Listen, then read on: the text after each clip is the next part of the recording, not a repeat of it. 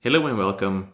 In this short tutorial, I'm going to show you how to create a shutdown and hybrid shutdown button in Windows 10.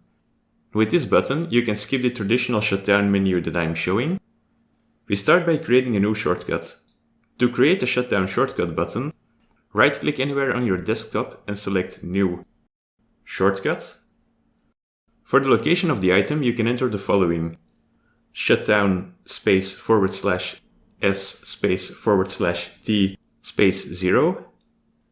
This is the standard code to perform an old school shutdown, meaning that the fast startup feature isn't activated for your next boot, so apps that weren't closed before the shutdown won't automatically open up again after startup.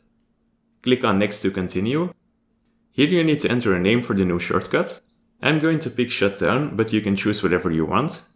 Click on Finish to create a shortcut. Now we are going to choose a pictogram for the shutdown button. Right-click on the newly created button and select Properties. Next, click on Change Icon.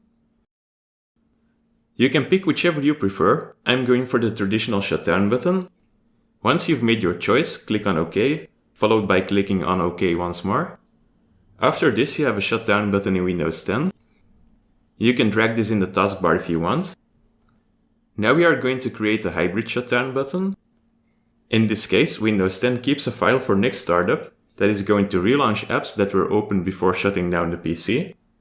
Creating the hybrid shutdown button is almost identical to the normal button. The only difference is in the commands, so again, right-click somewhere in your desktop and select New, Shortcut. This time, enter shutdown, /s,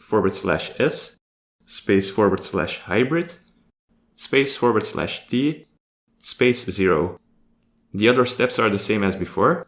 Note that in some versions of Windows 10 the hybrid shutdown button won't work properly and it functions as a normal shutdown.